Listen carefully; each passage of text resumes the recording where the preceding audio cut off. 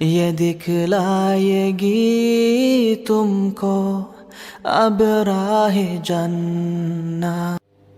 الحمدللہ رب العالمین، الصلاة والسلام علی سید الانبیاء والمرسلین، اما بعد، اعوذ باللہ من الشیطان الرجیم، بسم اللہ الرحمن الرحیم۔ رب اشرح لی صدری ویسر لی امری واحلل عقدۃ من لسانی یفقہوا قولی۔ السلام علیکم ورحمۃ اللہ وبرکاتہ۔ انشاءاللہ آج کے پروگرام میں ہم سورہ انشرح کا لفظی و بامحاورہ ترجمہ و تفسیر سیکھیں گے۔ سورہ انشرح مکی ہے اور اس میں 8 آیتیں ہیں۔ سورہ انشرح کی ترجمہ و تفسیر کا آغاز ہم تلاوت قرآن پاک سے کر لیتے ہیں۔ بسم اللہ الرحمن الرحیم۔ ألم نشرح لك صدرك ووضعنا عنك وزرك الذي أنقض ظهرك ورفعنا لك ذكرك فإن مع العسر يسرا إن مع العسر يسرا فإذا فرغت فانصب وإلى ربك فارغب۔ سورہ الم نشرح کی تلاوت کے بعد اس کا ترجمہ و تفسیر جان لیتے ہیں۔ بسم اللہ الرحمن الرحیم۔ شروع کرتی ہوں اللہ کے نام سے جو بہت مہربان نہایت الرحم کرنے والا ہے۔ علم کیا نہیں، نشرح کھول دیا ہم نے، لکا آپ کے لیے، صدرک آپ کا سینہ، علم نشرح لک صدرک کیا ہم نے آپ کا سینہ کشادہ نہیں کیا، ووضعنا اور اتار لیا ہم نے، عنکا آپ سے، وزرک بوجھ اور آپ سے آپ کا بوجھ اتار لیا، الذی وہ، انقضا جس نے توڑ دی، ظہرک آپ کی پیٹھ، الذی انقض ظہرک جس نے تمہاری پیٹھ توڑ دی تھی، اور رفعنا بلند کر دیا ہم نے، لکا آپ کے لیے، ذکرک آپ کا ذکر اور ہم نے آپ کے لیے آپ کے ذکر کو بلند کر دیا، فَإِنَّ پس بالتحقیق، مع ساتھ، عسری دشواری، یسرن آسانی، پس بے شک تنگی کے ساتھ آسانی ہے، ان تحقیق، مع ساتھ، عسری دشواری، یسرا آسانی، بے شک دشواری کے ساتھ آسانی ہے، فَإِذَا پس جب، فرغتا آپ فارغ ہوں، فانصب پس محنت فرمائیں، فَإِذَا فرغتا فانصب تو جب آپ فارغ ہوں تو دعا میں محنت کریں، اور الا طرف، ربی کا اپنے رب، فرغب رغبت کریں، وَإِلَى رَبِّكَ فَارْغَب اپنے ہی رب کی طرف رغبت کرو۔ سورت کے لفظی و بامحاورہ ترجمے کے بعد تفسیر کی طرف چلتے ہیں۔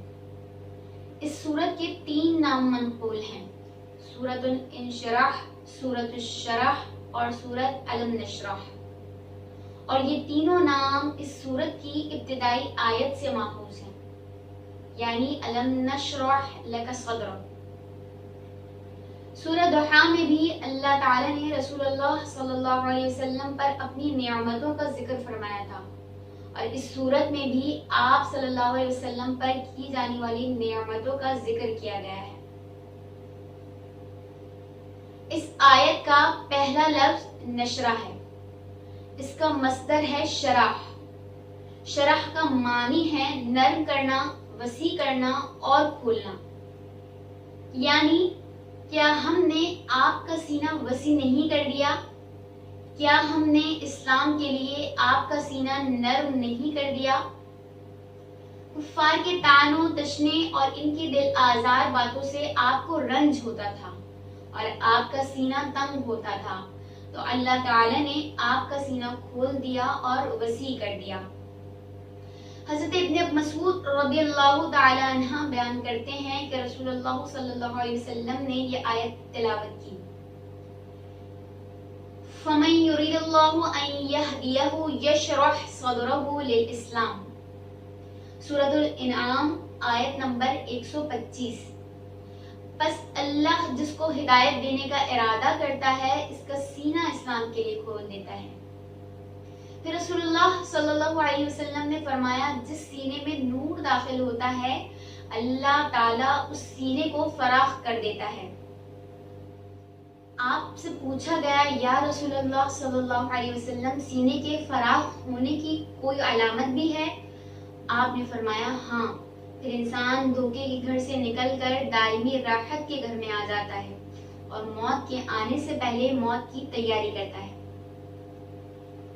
شرح صدر کے متعلق احادیث کریمہ میں بیان آتا ہے، نبی کریم صلی اللہ علیہ وسلم کے شرح صدر کے متعلق عتبہ بن عبد السلمی بیان کرتے ہیں کہ ایک شخص نے رسول اللہ صلی اللہ علیہ وسلم سے سوال کیا، یا رسول اللہ، آپ کی نبوت کی پہلی نشانی کیا تھی؟ آپ نے فرمایا، میں بنو سعد بن بکر کے ہاں اپنی دایا کے پاس تھا، میں اور ان کا بیٹا بکریاں چرانے گئے، ہم نے اپنے ساتھ ناشتہ نہیں لیا تھا، میں نے کہا، اے بھائی جاؤ ہماری ماں کے پاس سے ناشتہ لے آؤ۔ میرا بھائی چلا گیا اور میں بکریوں کے پاس رہا، پھر گدھ کی طرح دو سفید پرندے آئے، ایک نے دوسرے سے کہا، کیا یہ وہی ہے؟ اس نے کہا، ہاں۔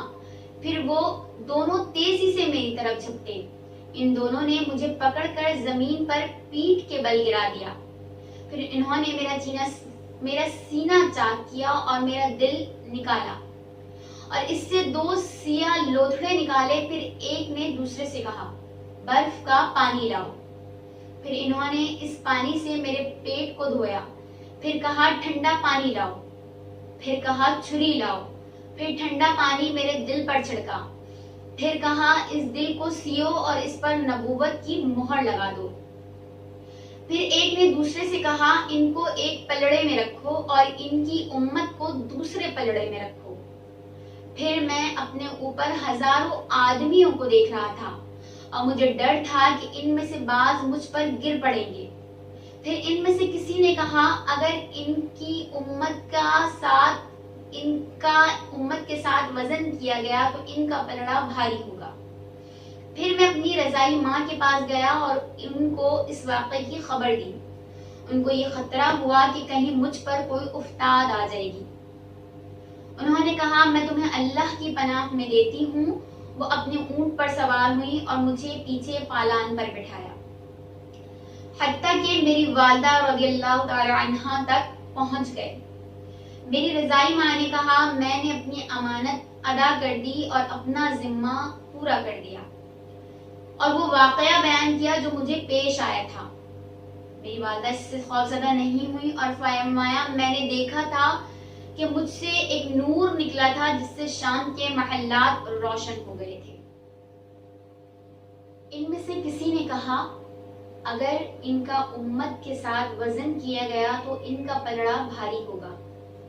پھر میں اپنی رضائی ماں کے پاس گیا اور ان کو اس واقعے کی خبر دی۔ ان کو یہ خطرہ ہوا کہ کہیں مجھ پر کوئی افتاد آ جائے گی۔ انہوں نے کہا، میں تمہیں اللہ کی پناہ میں دیتی ہوں۔ وہ اپنے اونٹ پر سوار ہوئی اور مجھے اپنے پیچھے پالان پر بٹھایا، حتیٰ کہ ہم میری والدہ رضی اللہ عنہا تک پہنچ گئے۔ میری رضائی ماں نے کہا، کیا میں نے اپنی امانت ادا کر دی اور اپنے ذمے کو پورا کر دیا؟ اور وہ واقعہ بیان کیا جو مجھے پیش آیا تھا۔ میری والدہ اس سے خوفزدہ نہیں ہوئی اور فرمایا، ان کی پیدائش کے وقت میں نے دیکھا تھا کہ مجھ سے ایک نور نکلا تھا جس سے شام کے محلات روشن ہو گئے تھے۔ اس حدیث مبارکہ میں یہ تصریح ہے کہ نبی کریم صلی اللہ علیہ وسلم کا بچپن میں شق صدر کیا گیا، اور نبی کریم صلی اللہ علیہ وسلم نے شق صدر کے اس واقعے کو اپنی نبوت کی نشانی قرار دیا اور اس واقعے سے اپنی نبوت کو پہچانا۔ اور اس حدیث میں یہ دلیل ہے کہ آپ کو بچپن میں نبوت عطا کر دی گئی تھی، اور اس میں نبوت کا ثبوت ہے، اور نبوت کے احکام اس وقت جاری ہوئے جب آپ کی عمر کے 40 سال پورے ہو گئے اور آپ کو اعلان نبوت کا حکم دیا گیا۔ حافظ احمد بن علی بن حجر اسقلانی لکھتے ہیں کہ بعض علماء نے معراج کی شق صدر کا انکار کیا ہے اور کہا ہے کہ شق صدر صرف آپ کے بچپن میں 4 یا 5 سال کی عمر میں ہوا ہے، جب آپ بنو سعد میں تھے، اور یہ صحیح نہیں ہے کیونکہ آپ کا شق صدر بعثت کے وقت بھی ہوا ہے اور معراج کی شب میں بھی ہوا ہے۔ اس کے انکار کی کوئی وجہ نہیں ہے کیونکہ یہ خلاف عادت امور سے ہے اور اللہ تعالیٰ کی قدرت کے تحت ہے، اور اس میں معجزے کا اظہار ہے، اور شق صدر کی کئی حکمتیں ہیں جو تفاسیر میں پیش کی جاتی ہیں۔ نمبر 1، بچپن میں آپ کا شق صدر ہوا تاکہ آپ کی نشو نما کامل ترین احوال میں ہو اور آپ شیطان سے معصوم رہیں۔ یہی وجہ ہے کہ صحیح مسلم میں حضرت انس رضی اللہ تعالی عنہ سے روایت ہے کہ آپ کے سینے سے جمع ہوا خون نکال کر پھینک دیا اور کہا یہ آپ میں شیطان کا حصہ تھا۔ نمبر 2، بعثت کے وقت آپ کا شق صدر ہوا، یعنی اعلان نبوت کے وقت بھی آپ کا شق صدر کیا گیا تاکہ آپ کے قلب میں وہ چیز ڈالی جائے جس سے آپ کا قلب قوی ہو جائے اور وحی کو قبول کر سکے۔ نمبر 3، معراج کے موقع پر آپ کا شق صدر کیا گیا تاکہ آپ کے قلب میں اللہ تعالی سے مناجات کی صلاحیت حاصل ہو۔ اس 3 مرتبہ شق صدر کی حکمت یہ ہے کہ پہلی بار شق صدر کیا گیا تاکہ آپ کے دل میں نبوت کے علم الیقین کی استعداد رکھی جائے، اور دوسری بار شق صدر کیا گیا تاکہ آپ کے دل میں نبوت کے علم الیقین کی استعداد رکھی جائے، اور تیسری بار شق صدر اس لیے کیا گیا تاکہ آپ کے دل میں نبوت پر حق الیقین کی استعداد رکھی جائے۔ اس آیت مبارکہ میں نبی کریم صلی اللہ علیہ وسلم کی عظیم فضیلت ہے کیونکہ حضرت موسیٰ علیہ السلام نے اللہ تعالیٰ سے شرح صدر کے لیے دعا کی تھی۔ سورہ طٰہٰ آیت نمبر 25، رب اشرح لی صدری، اے میرے رب میرے لیے میرا سینہ کھول دے۔ اور نبی کریم صلی اللہ علیہ وسلم کے لیے بغیر طلب اور بغیر دعا کے فرمایا الم نشرح لک صدرک، کیا ہم نے آپ کی خاطر آپ کا سینہ کشادہ نہیں کیا؟ معلوم ہوتا ہے کہ جو نعمتیں دوسرے نبیوں کو مانگنے سے ملتی تھیں آپ کو وہ نعمتیں بن مانگی عطا کی جاتی تھی۔ آیت نمبر 2 اور 3 میں فرمایا آپ پر سے پرمشقت چیزوں کا بوجھ اتار دیا جس نے آپ کی کمر توڑ دی تھی۔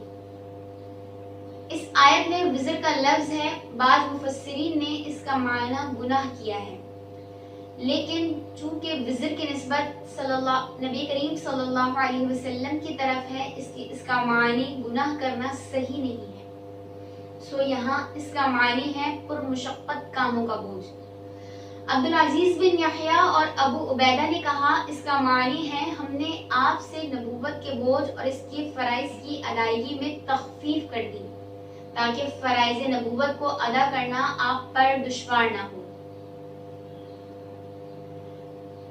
وزر سے مراد وہ ثقل اور حیرت ہے جو اعلان نبوت سے پہلے آپ پر طاری تھی، کیونکہ جب نبی کریم صلی اللہ علیہ وسلم نے اپنی کامل عقل سے اللہ تعالیٰ کی نعمتوں پر غور کیا کہ اللہ آپ کو عدم سے وجود میں لایا اور آپ کو حیات، عقل اور دیگر بہت نعمتیں عطا کی، تو آپ پر اللہ کی ان نعمتوں کا بہت ثقل اور بوجھ ہوا اور قریب تھا کہ شدت حیا سے آپ کی کمر ٹوٹ جاتی، کیونکہ آپ دیکھ رہے تھے کہ اللہ تعالیٰ کی نعمتیں غیر متناہی ہیں اور آپ حیران تھے کہ کس طرح اپنے رب کی اطاعت کریں، تو اللہ تعالیٰ نے آپ کو مبعوث فرمایا اور آپ کو شریعت عطا کی اور اعلان نبوت کا حکم دیا اور آپ کو مکلف کیا۔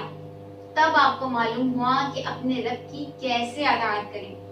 پھر آپ کا بوجھ کم ہو گیا اور آپ پر معاملات آسان ہو گئے، کیونکہ لئیم النفس کو زیادہ نعمتیں ملیں اور وہ منعم کی خدمت نہ کرے تو اس کو حیا نہیں آتی، اور جو کریم النفس ہو اس پر زیادہ انعام کیا جائے اور وہ ان نعمتوں کے مقابلے منعم کی خدمت نہ کر سکے تو اس کو بہت حیا آتی ہے اور اس کی طبیعت پر بوجھ پڑتا ہے، اور جب وہ منعم کو اس کی اپنی خدمت کا مکلف کر دے اور جب منعم اس کو اپنی خدمت کا مکلف کر دے تو اس کا بوجھ اتر جاتا ہے اور اس پر معاملہ سہل ہو جاتا ہے اور وہ خوش ہو جاتا ہے۔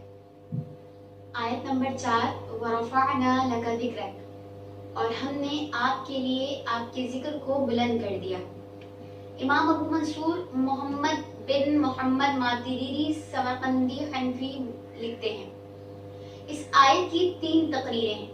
نمبر 1، آپ کے ذکر کو بلند کرنے کا معنی یہ ہے کہ اللہ تعالیٰ نے تمام مخلوق پر لازم کر دیا ہے کہ وہ آپ کے اوپر ایمان لائے، حتیٰ کہ کسی شخص کا اللہ پر اور اس کی توحید پر ایمان لانا اس وقت تک قبول نہیں ہوگا جب تک کہ وہ آپ کے اوپر ایمان نہ لائے، اور نہ اس وقت تک اللہ تعالیٰ کی اطاعت مقبول ہوگی جب تک کہ وہ آپ کی اطاعت نہ کر لے۔ قرآن مجید کی آیت مبارکہ سورہ نساء میں موجود ہے، مَن یُطِعِ الرَّسُولَ فَقَدْ أَطَاعَ اللَّهَ، جس نے رسول کی اطاعت کی بس بے شک اس نے اللہ کی اطاعت کی۔ سورہ نساء آیت نمبر 65، فَلَا وَرَبِّكَ لَا يُؤْمِنُونَ حَتَّى يُحَكِّمُوكَ فِي مَا شَجَرَ بَيْنَهُمْ ثُمَّ لَا يَجِدُوا فِي أَنفُسِهِمْ حَرَجًا مِّمَّا قَضَيْتَ وَيُسَلِّمُوا تَسْلِيمًا۔ بس آپ کے رب کی قسم، یہ لوگ اس وقت تک مومن نہیں ہو سکتے جب تک کہ باہمی جھگڑوں میں آپ کو حاکم نہ مان لیں، پھر آپ نے جو فیصلہ کیا ہے اس کے خلاف اپنے دلوں میں کوئی تنگی بھی نہ پائیں اور اس کو مکمل تسلیم کر لیں۔ آپ کے ذکر کو بلند کرنے کی دوسرا معنی یہ ہے کہ جب بھی اللہ کا ذکر کیا جاتا ہے اس کے ساتھ آپ کا بھی ذکر کیا جاتا ہے۔ اللہ تعالیٰ نے اذان میں، اقامت میں، نماز میں، تشہد میں، غرض ہر مقام پر اپنے ذکر کے ساتھ آپ کا ذکر رکھا ہے۔ آپ کے ذکر کو بلند کرنے کا مزید معنی یہ ہے کہ اللہ تعالیٰ نے اپنے نام کی اضافت آپ کے نام کی طرف کی ہے، جیسے رسول اللہ، نبی اللہ، اور بغیر رسالت اور نبوت کے آپ کا ذکر نہیں کیا، بس فرمایا محمد الرسول اللہ۔ سورۃ الفتح آیت نمبر 29، سورہ مائدہ آیت نمبر 67، یا ایھا الرسول بلغ ما انزل الیک من ربک، آیت نمبر 1 سورہ تحریم، یا ایھا النبی لما تحرم ما احل اللہ لک، یعنی اللہ تعالی نے نبوت اور رسالت کے وصف کے ساتھ آپ کا ذکر کیا ہے، اور انبیاء سابقین کا ذکر صرف ان کے اسما کے ساتھ کیا ہے، جیسے فرمایا وَتِلْكَ حُجَّتُنَا آتَيْنَاهَا إِبْرَاهِيمَ، سورہ انعام آیت نمبر 83، سورہ انعام آیت نمبر 86 میں فرمایا وَإِسْمَاعِيلَ وَالْيَسَعَ وَيُونُسَ وَلُوطًا وَكُلًّا فَضَّلْنَا عَلَى الْعَالَمِينَ۔ اس آیت کی تفسیر میں یہ بھی کہا گیا ہے کہ ہم نے آپ کے ذکر کو بلند کر دیا اور آپ سے پہلے نازل کی ہوئی کتابوں میں آپ کا ذکر کیا اور پہلے رسولوں کو آپ کی بشارت دینے کا حکم دیا اور ہر دین پر آپ کے دین کو غالب کر دیا، اور یہ بھی کہا گیا ہے کہ آسمان کے فرشتوں میں آپ کے ذکر کو بلند کیا اور زمین پر مؤمنین میں آپ کے ذکر کو بلند کیا، اور ہم آخرت میں آپ کے ذکر کو بلند کریں گے اور آپ کو مقام محمود اور بلند درجات عطا کریں گے۔ نبی کریم صلی اللہ علیہ وسلم کے ذکر بلند کرنے کے متعلق احادیث میں بیان آتا ہے۔ حضرت ابو سعید خدری رضی اللہ تعالی عنہ بیان کرتے ہیں کہ رسول اللہ صلی اللہ علیہ وسلم نے فرمایا، میرے پاس حضرت جبریل آئے اور کہا، میرا اور آپ کا رب فرماتا ہے میں نے آپ کے ذکر کو کیسے بلند کیا؟ میں نے کہا اللہ ہی کو علم ہے۔ فرمایا، جب میرا ذکر کیا جاتا ہے تو اس کے ساتھ آپ کا بھی ذکر کیا جاتا ہے۔ آقا کریم علیہ السلام کے ذکر کی بلندی کا اندازہ اس حدیث مبارکہ سے بھی ہوتا ہے۔ حضرت عمر بن الخطاب رضی اللہ تعالی عنہ بیان کرتے ہیں کہ رسول اللہ صلی اللہ علیہ وسلم نے فرمایا، جب حضرت آدم علیہ السلام سے اجتہادی خطا ہو گئی تو انہوں نے کہا، اے رب، میں تجھ سے بحق سیدنا محمد صلی اللہ علیہ وسلم سوال کرتا ہوں کہ تو مجھے بخش دے۔ اللہ عز و جل نے فرمایا، اے آدم، تم نے محمد صلی اللہ علیہ وسلم کو کیسے جانا، حالانکہ ابھی میں نے ان کو پیدا نہیں کیا؟ حضرت آدم علیہ السلام نے کہا، کیونکہ اے رب، جب تو نے مجھے اپنی دست قدرت سے پیدا کیا اور تو نے مجھ میں اپنی پسندیدہ روح پھونکی تو میں نے سر اٹھا کر دیکھا تو عرش کے پایوں پر لا الہ الا اللہ محمد الرسول اللہ لکھا ہوا تھا۔ اس کائنات میں سب سے بلند عرش عظیم ہے اور عرش عظیم پر آپ کا نام لکھا ہوا ہے، اور یہ آپ کے ذکر کی بلندی کی واضح مثال ہے۔ اللہ تعالیٰ نے کہیں بھی یہ نہیں بتایا کہ کتنے درجات بلندی عطا فرمائی، کیونکہ عالم عدد میں کوئی ایسا عدد نہیں ہے جو رسول اللہ صلی اللہ علیہ وسلم کے درجات کا تعین کر سکے، سو آپ کے درجات غیر متناہی ہیں۔ آیت نمبر 5 اور 6، ان مع العسر یسرا فان مع العسر یسرا۔ عسر کا معنی ہے مشکل اور یسر کا معنی ہے آسانی۔ لفظ عسر کو دونوں جگہ معرفہ لائے ہیں تو وہ مفرد ہوا، اور یسر کو نکرہ لائے ہیں تو وہ متعدد ہو گیا، یعنی ایک مشکل کے ساتھ دو آسانیاں ہیں۔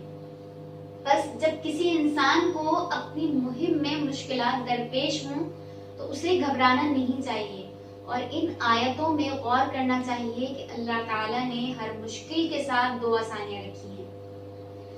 حسن بصری نے اس آیت کی تفسیر میں یہ بیان کیا کہ ایک دن نبی کریم صلی اللہ علیہ وسلم ہنستے ہوئے خوش باہر آئے۔ آپ نے فرمایا، ایک مشکل دو آسانیوں پر کبھی غالب نہیں آ سکتی۔ پھر آپ نے ان دو آیتوں کی تلاوت فرمائی۔ اس آیت میں دو آسانیوں سے مراد اسلام اور دین ہے۔ یہ بھی ہو سکتا ہے کہ ایک آسانی سے مراد دنیا کی فتوحات ہوں اور دوسری آسانی سے مراد جنت کی نعمتیں ہوں۔ کفار مکہ نے نبی کریم صلی اللہ علیہ وسلم کے فقر کی وجہ سے آپ کو اکثر عار دلایا کہ آپ کا دین قبول کرنے سے ہمیں یہ چیز معنی ہے کہ آپ تنگ دست اور نادار ہیں۔ اللہ تعالیٰ نے آپ کو تسلی دی کہ تنگ دستی کی یہ مشکل عنقریب زائل ہو جائے گی اور آپ کو فتوحات اور غنیمتوں کی آسانیاں حاصل ہوں گی۔ آیت نمبر 7، فَإِذَا فَرَغْتَ فَانصَبْ، یعنی جب آپ نماز سے فارغ ہوں تو دعا میں محنت کریں۔ تبلیغ کے بعد اللہ تعالیٰ کی عبادت میں کوشش کرنے کے بارے میں اس آیت مبارکہ میں حکم دیا گیا ہے کہ جب آپ فرض نماز سے فارغ ہوں تو پھر کوشش کے ساتھ اللہ تعالیٰ سے رغبت کے ساتھ دعا کریں۔ آپ اللہ تعالیٰ سے رغبت کے ساتھ سوال کریں تو وہ آپ کو عطا فرمائے گا، یا پھر جب آپ نماز میں تشہد پڑھنے سے فارغ ہوں تو پھر اللہ تعالیٰ سے اپنی دنیا اور آخرت کی بہتری کے لیے دعا کریں۔ علی بن طلحہ نے کہا کہ اپنی فراغت کے اوقات کو اللہ تعالیٰ کی نفلی عبادات کے ساتھ خاص کر لیں۔ اس آیت مبارکہ کے مطابق ایک قول یہ بھی ہے کہ جب آپ ایک عبادت سے فارغ ہوں تو اس کے متصل دوسری عبادت شروع کر دیں۔ حتیٰ کہ آپ کا کوئی وقت اللہ کی عبادت سے خالی نہ گزرے۔ جب آپ اللہ تعالیٰ کا پیغام پہنچانے اور کار تبلیغ سے فارغ ہوں تو پھر اللہ تعالیٰ کی عبادت پر کمر بستہ ہوں۔ آیت نمبر 8، وَإِلَىٰ رَبِّكَ فَارْغَب، اور اپنے رب ہی کی طرف رغبت کیجیے۔ اس آیت مبارکہ میں اللہ تعالیٰ کی طرف سوال کرنے میں رغبت کرنے کا بیان کیا گیا ہے، یعنی صرف اللہ سے اس کے فضل کا سوال کریں اور اسی پر اعتماد رکھیں اور اسی پر توکل کریں۔ ظاہر سی بات ہے کہ سیدنا محمد صلی اللہ علیہ وسلم صرف اللہ ہی سے سوال کرتے تھے اور صرف اللہ ہی پر توکل کرتے تھے، تو آپ کو جو یہ حکم دیا گیا ہے وہ تقریر اور تاکید کے لیے ہے، یعنی جس طرف آپ صرف اللہ کی طرف رغبت رکھتے ہیں اسی طریقے پر قائم رہیں اور اسی طریقے کو ہمیشہ برقرار رکھے رہیں۔ پھر اس آیت میں بظاہر آپ کو حکم دیا ہے اور اس سے مراد آپ کی امت ہے۔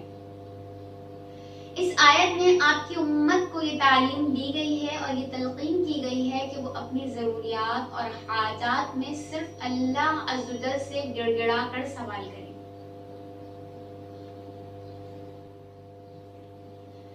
الحمدللہ، سورہ الم نشرح کا لفظی و بامحاورہ ترجمہ و تفسیر یہاں مکمل ہوا۔ اس سورت سے متعلق وظیفہ سماعت فرما لیجیے کہ اس سورت مبارکہ کا ورد قوت حافظہ، علم ترقی اور ایام سبتی میں کیا جانا کارگر ہے۔ اگر ہم اس سورہ مبارکہ کو ان تمام مقاصد کے لیے ورد کریں تو ہمیں انشاءاللہ ان تمام مقاصد میں کامیابی حاصل ہوگی۔ انشاءاللہ اگلے پروگرام میں آپ اس سے آگے کی سورہ مبارکہ کی ترجمہ و تفسیر سیکھ سکیں گے۔